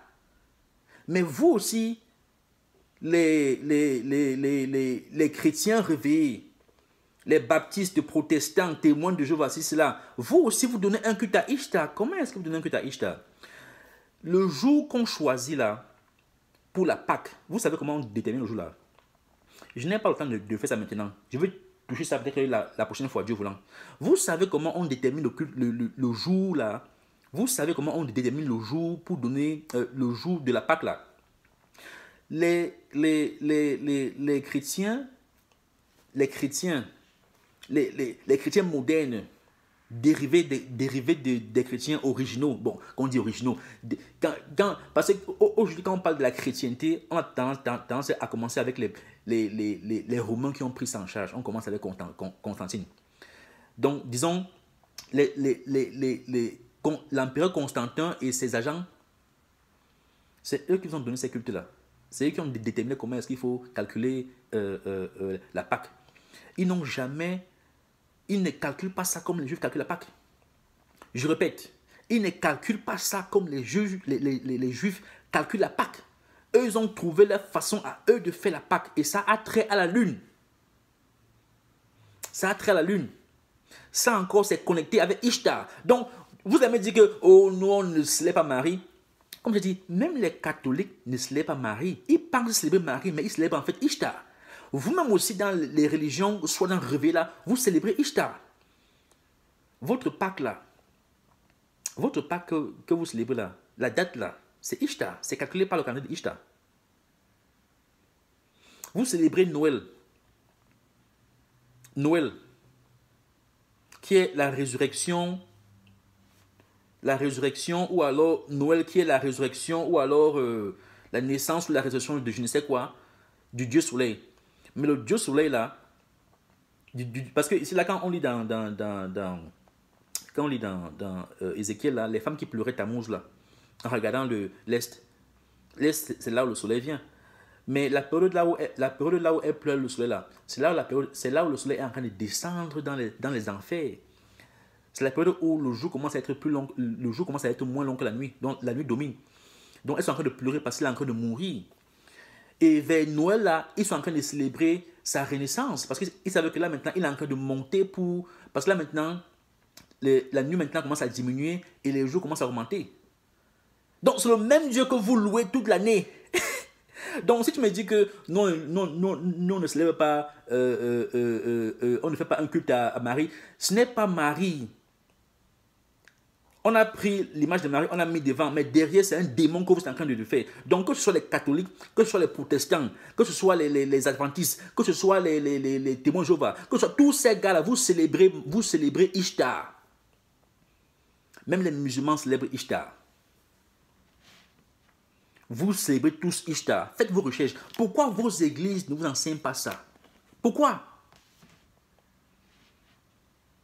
Par exemple, le mot Easter, vous connaissez les origines du mot Easter. Les anglo-saxons appellent ça Easter.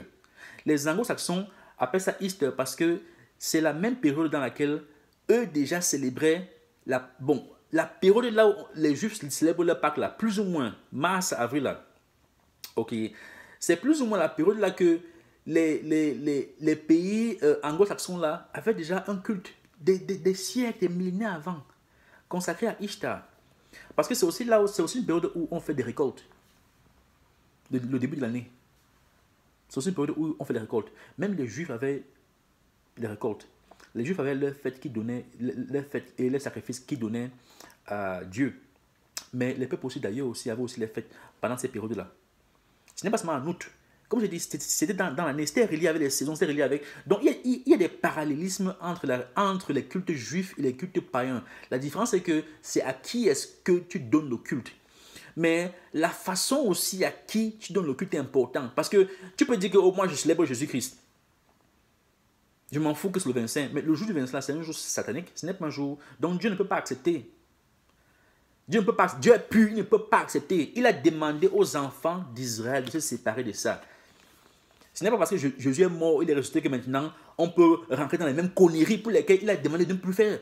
Parce que quand tu lis même si Dieu pensait que le changement de la loi n'allait plus être important après que Jésus meure, pourquoi il serait cassé à nous dire ça? Il a dit qu'il va changer les temps et la loi. Si ça n'allait pas être important quand Jésus meurt, pourquoi il a nous dit ça? Quand tu lis le Nouveau Testament, on te parle de l'idolâtrie. On te parle de la viande sacrifiée aux idoles. On te parle de ces idoles-là.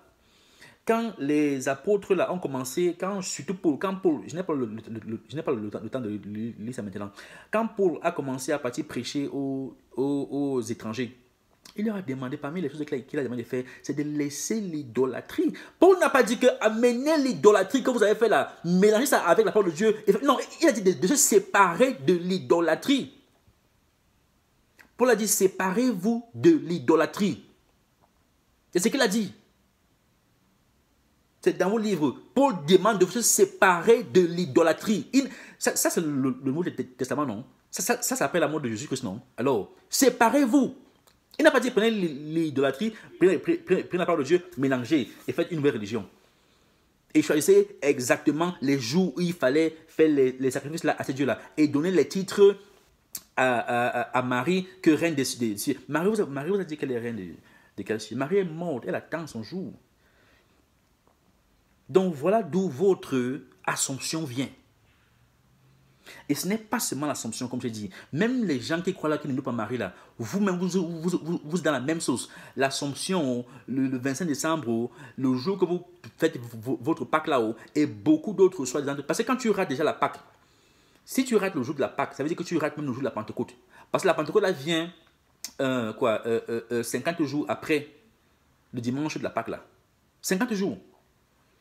Donc si tu rates le jour de la Pâques, là, tu as raté la Pentecôte. Donc tout ça pour vous dire que tout ce qu'on fait là, c'est des conneries. On blague avec Dieu. La bête là devait changer les temps et la loi. Posez-vous les questions. Le livre de Daniel ne vous intéresse pas. Ça ne vous intéresse pas. Le livre des prophètes ne vous intéresse pas. J'ai lu, je pense, cela dément comment est-ce que la Bible disait que ce qui est arrivé à nos pères doit nous servir de leçon. Et c'est là où Paul entrait dans l'idolâtrie. Mais si Jésus est mort, et ce n'est plus important, donc de quelle leçon encore on a besoin? Non, il dit que ça doit tous servir de leçon. Ça veut dire que c'est toujours applicable. Aucun idolâtre ne va entrer dans le royaume de Dieu. Aucun idolâtre ne va entrer dans le royaume de Dieu. Aucun. C'est ce que la Bible dit.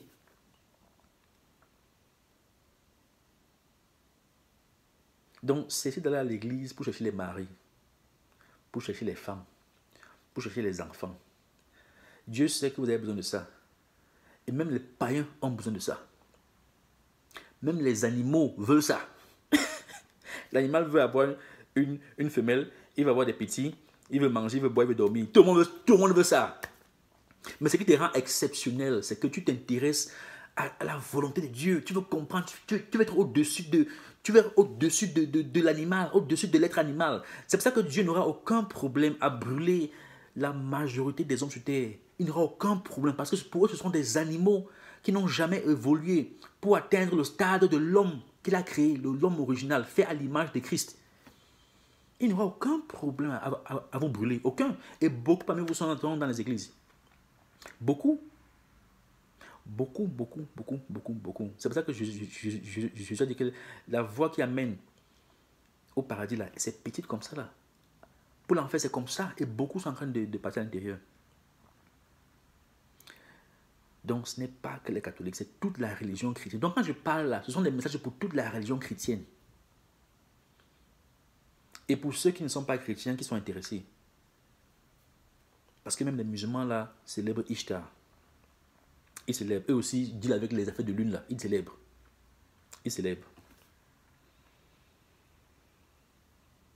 Donc moi, je remercie Dieu de me donner la force, le courage d'enseigner comme ça. Et ce qui est aussi marrant, c'est quoi? C'est que quand j'ai fait les vidéos sur la fin des temps, quand j'ai fait les vidéos sur la Troisième Guerre mondiale, quand j'ai fait la vidéo sur le nouvel ordre mondial, les gens ont vu. Beaucoup ont vu. Quand je fais les vidéos de ce genre, c'est à peine si on voit. J'ai fait la vidéo que j'ai fait des là sur Noël là. Je n'ai que 5 personnes. Je ne sais même pas si parce que parfois aussi, tu peux cliquer sur la vidéo, tu ne vois pas toute la vidéo. Tu éteins. Ça va compter que tu as vu. Mais peut-être que tu n'as pas vu. 5 personnes ont cliqué sur la vidéo. 5 personnes. Mais le nouvel ordre mondial, le nouvel ordre mondial, la Troisième Guerre mondiale, mes rêves que je faisais, j'avais les sangs et poussières. Ici là, 5 personnes. Tous les messages que je fais là sur la déception dans l'église là, à peine si les gens regardent. Ça ne les intéresse pas. Maintenant, je comprends pourquoi Jésus a dit que beaucoup auront un enfer. Ça ne les intéresse pas. Je comprends pourquoi est-ce que beaucoup parmi vous, vous êtes esclaves des faux prophètes, des prophéties. Vous savez, quand Jésus reviendra, à la première résurrection, il va prendre 144 000. Imaginez tout le monde entier là, depuis la création jusqu'à l'heure qui revient là, il prend 144 000 enfants d'Israël. 144 000 c'est quoi? 144 000 c'est quoi? C'est rien.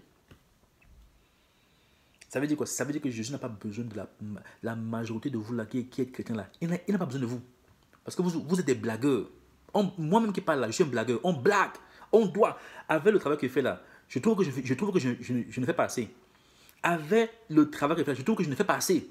Nous sommes des blagueurs. Vous blaguez. On blague. On blague. Nous sommes des blagueurs. On blague. Jésus, Dieu, ils n'auront aucun problème à envoyer beaucoup en enfer. Il a dit que plein vont venir là. Oh Dieu, on a fait des miracles à ton nom. On a parlé ceci, cela. Il faut comprendre ce que Dieu dit. Il y a beaucoup de vos pasteurs là, chrétiens là, soi-disant éveillés des nouvelles églises là. Quand j'écoute ce qu'ils racontent, ils ne comprennent même pas les signes des temps. Ils vous promettent un monde qui est faux. Ils vous promettent un monde qui est faux. Je ne suis pas en train de dire que dans ce monde de cette on vit. Il faut qu'on prie. On a espoir, il faut qu'on travaille, il faut qu'on fasse de l'argent, il faut qu'on aide nos pères, nos mères, je comprends tout ça. Mais ne nous arrêtons pas là. Ce n'est pas le plateau, ce n'est pas la fin des fins. Malheureusement, 99% des gens de l'église, c'est là où ils s'arrêtent. S'ils ont à boire, à manger, le mariage des enfants, la maison, c'est fini, c'est bon. Ils ont accompli leur destin sur terre. Alors que Dieu dit que mon frère, il t'a créé plus intelligent que l'animal. Quand il a pris les enfants d'Israël, il dit que je t'ai donné une loi supérieure à la loi. Oui, eux, ils font les sacrifices là. Mais si tu m'écoutes, tu seras plus puissant que eux et les dieux. Non, on veut s'arrêter la nourriture, voilà. Donc Dieu n'aura aucun problème à brûler beaucoup parmi vous, beaucoup parmi vous. Je suis même prêt à dire que 95% des chrétiens sont des blagueurs. Il va brûler. Il va brûler. Il va brûler. Donc moi, je vais arrêter là. Hein. Je prie, même quand vous ne regardez pas mes vidéos, je prie que vous regardez ces vidéos-là et que si ça vous touche, partagez. Parce que vous écoutez ce que je dis, que vous n'écoutez pas, que vous regardez, que vous ne regardez pas, moi, chaque fois que j'enseigne là, je suis en train de laver mes mains. Je lave mes mains. Je lave mes mains. Je dis à Dieu que Dieu, tu m'as donné la vie encore un jour de plus. Le travail que tu as voulu que je fasse, là, je suis en train de faire. Je lave mes mains. J'envoie ça à tes enfants. Quand Dieu va nous juger là, il va dire que ok, telle personne, oui. Tu ne savais pas que l'affaire du système c'est mauvais. Oh, je ne savais pas. Tu es sûr?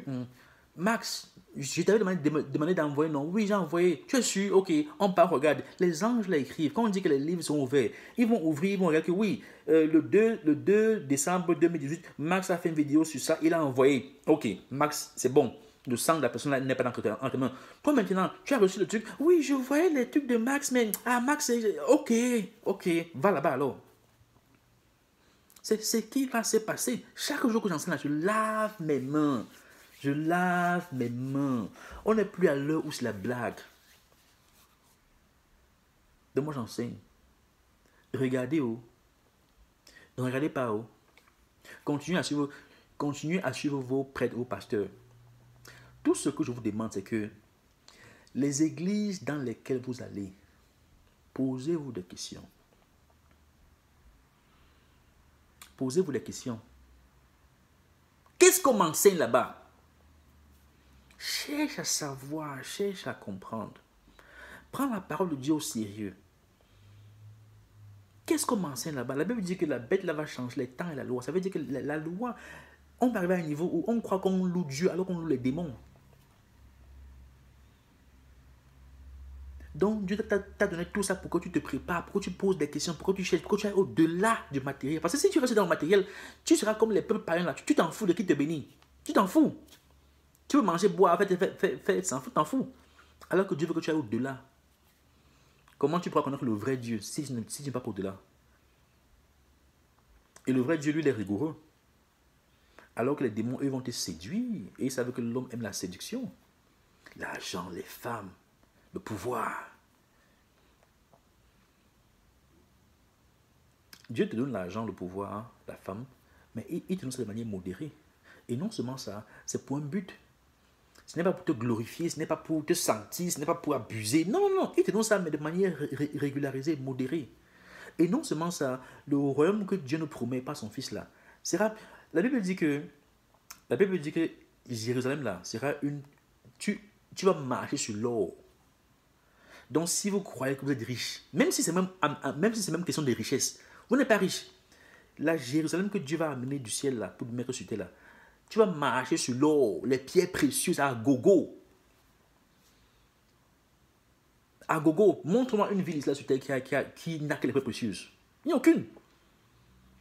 Mais même là-bas, dans ce monde-là, ce n'est pas la pierre précieuse, c'est d'abord Dieu. C'est d'abord Dieu. Donc, que Dieu vous bénisse. Écoutez cette vidéo, partagez-la. Et cessez d'adorer les démons, parce que c'est ce que vous faites. Cessez d'adorer les démons. Renseignez-vous ce qui se passe. Parce que ce qui arrive là, si vous n'êtes pas prêt, vous allez être balayé. C'est comme ça que Noé a prêché pendant 120 ans. On ne l'écoutait pas, on se moquait de lui. On dit que celui-là, qu'est-ce qu'il raconte? Il fatigue le monde entier. On préfère écouter les gens qui nous donnent les bonnes aventures. Oh, demain tu auras la maison. Oh, demain tu auras le bateau. Oh, demain l'enfant va venir. Oh, demain. Oh, voilà les gens qu'on suit. Les gens comme moi, on ne va jamais écouter. Je vous ai lu Jérémie là. Jérémie n'a pas dit aux enfants d'Israël ce que Dieu a dit. On dit gaga, fou le camp. On va faire ce qu'on veut faire. Quand nous on sacrifiait à la reine à Ishtar là-bas, on n'avait pas de problème. Elle nous bénissait. Maintenant qu'on a cessé de sacrifier, maintenant, on a des problèmes. C'est comme ça. Ils vont dire qu'à Max, fais le camp. Ce que tu dis là n'est pas important. On va continuer à faire ce qu'on fait. Ok. À la fin, qu'est-ce qui est arrivé? Dieu a fait, on a fini l'enfant d'Israël. Et c'est par pitié que nous, aujourd'hui, nous sommes encore en vie. Et même jusque-là, on continue de nous persécuter. Et l'aide dans laquelle on entre là, ça va encore s'accentuer.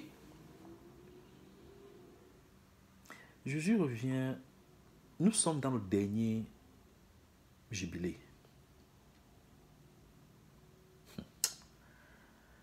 Il faut vous mettre aveugle pour ne pas voir ça, pour ne pas comprendre ça. Il faut vous mettre aveugle. Mais qu'est-ce que je peux faire? Je fais mon travail. Même Jésus, il y a plein qui n'ont pas cru. Plein n'ont pas cru Jésus. Donc, si beaucoup n'ont pas cru Jésus, c'est moi qu'on va croire. Je fais mon travail. Donc, soyez dans la paix, dans l'amour du Christ. Écoutez, étudiez. Moi, j'étudie chaque jour. Chaque jour que j'ai le pot, j'étudie. Étudier et partager. Parce que le travail le plus important que l'homme puisse faire sur terre, c'est quoi? C'est donner la vraie parole de vie à son ami, à son frère, pour que son frère soit sauvé. Pour que lui-même soit sauvé, mais que son frère soit sauvé. Parce que si tu ne le fais pas, Dieu va te demander le sang des gens qui sont autour de toi. Il va te demander ça. Il va te demander ça. Tu vas lui dire quoi? Tu vas lui dire quoi?